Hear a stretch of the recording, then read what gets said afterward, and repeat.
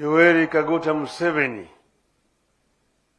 governors, distinguished guests, wananchi yote hamjambo, Osaurehuru, Umor, Will, Ushiek, Erukamano.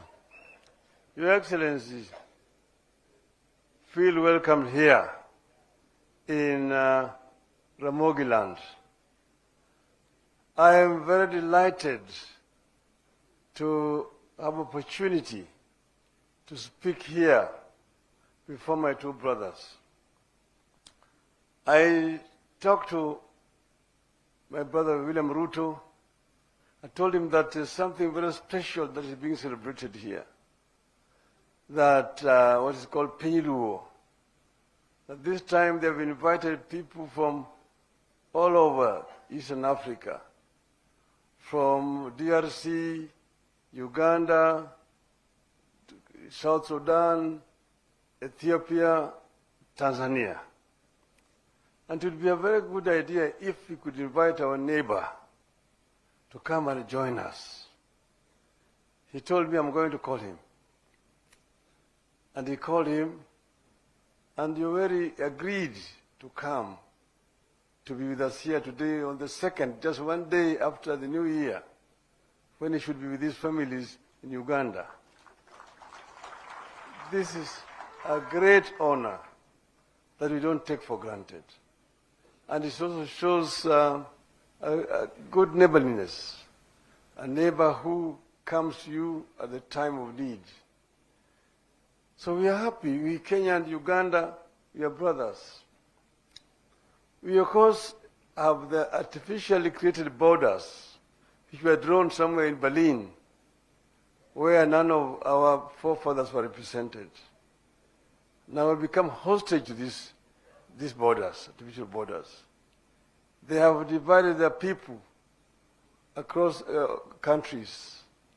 Here you see you have got the Karamojong there and the Turkana. You've got the Pokot in Kenya and Uganda. You've got the Sebei and the Sabaot.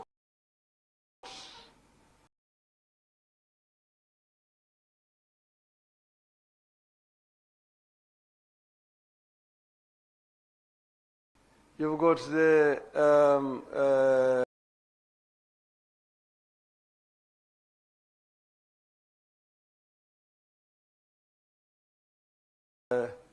Bukusu.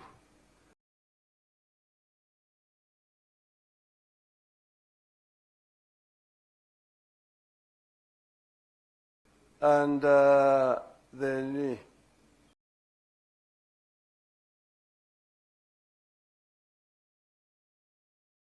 Vagishu. You got the Samia.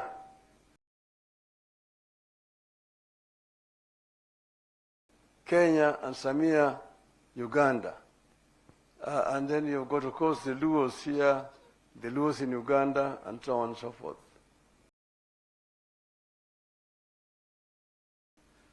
So,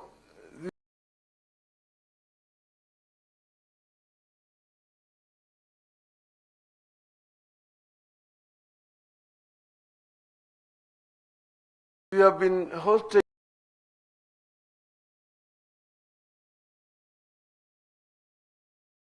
to these borders which were created artificially, which have divided our people.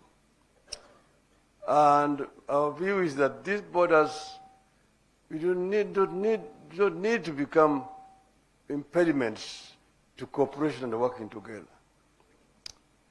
This gathering here is not political, it's just cultural, to bring people together, people who share common culture. Because Waswahili wanasema ati mwacha mila ni mtumwa. So this is how you develop culture. Culture cannot be static. Culture is dynamic and moves as society grows. And we were able here, you have seen when we were here. And we had people from Ethiopia. The representative of the king of the Ruto in Ethiopia came here with his team and showed us how they do, what they do, which some of which are different, and what do we share in common together. We have the Padola also speaking here. The Acholi were here. The Alur, and so on, even the Luos of Tanzania. So this is a good reunion. And this is not a reunion of politics. You don't talk politics here. Where you live is your country. When you're in Kenya, you're a Kenyan. When you're in Uganda, you're a Ugandan, and so on and so forth. But this also actually emphasizes the need for African unity. Because we have become hostage to the borders which were imposed by the colonialists for a long time. And we really think that it is time now to actualize the dreams of the founding fathers of the African Union. If you look at what was being said at Addis Ababa at that time, everybody was talking about African Union now, most of the people. But then there was those who were saying, no, let us be gradual. There were the gradualists and the ones who wanted it to be immediate. And that's where, for example, Mwalimu Nyerere differed with Kwame Nkrumah. But now, 61 years later, Mwalimu himself came and said that he thinks Nkrumah was right, they were wrong. But we need now to begin to look at how can we unite Africa. One of it is the issue of migration. People moving from one country to another country. Make it easier for people to move. Second one is trade. Inter-African trade is only at 15%.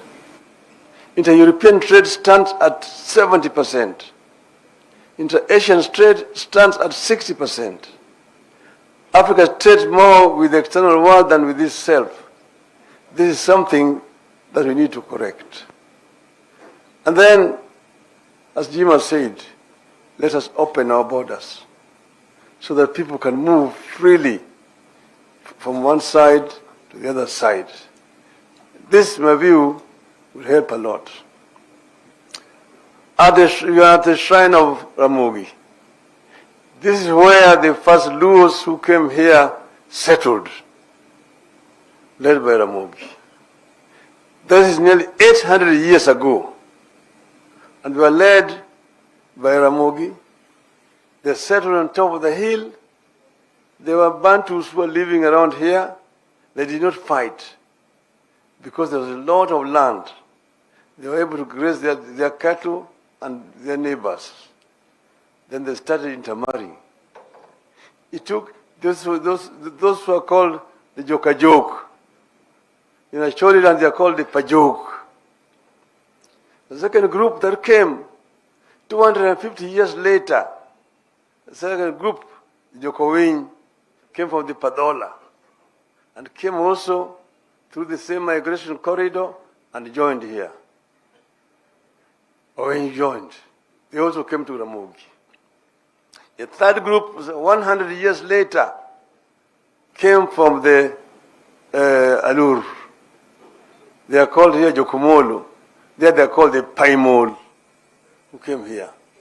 Then the final group that came are the Wanga group, which also came here.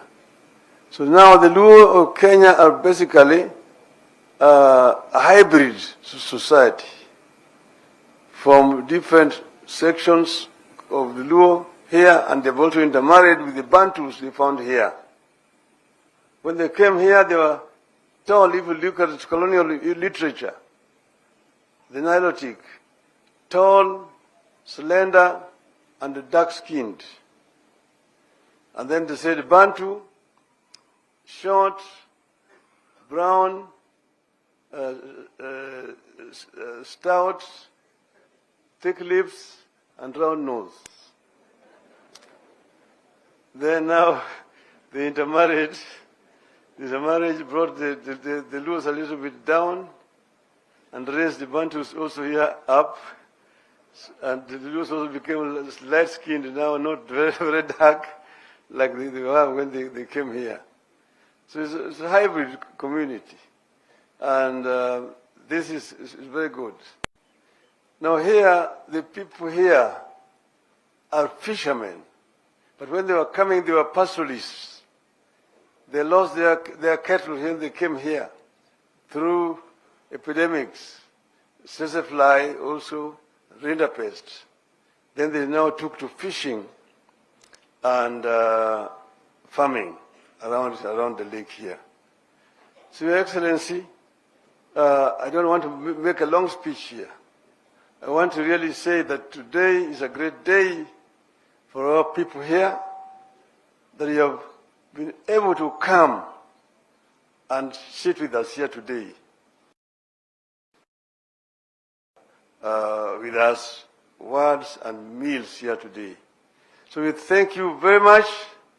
And now, without much ado, it is now my humble pleasure to invite my brother, William Samoei Ruto,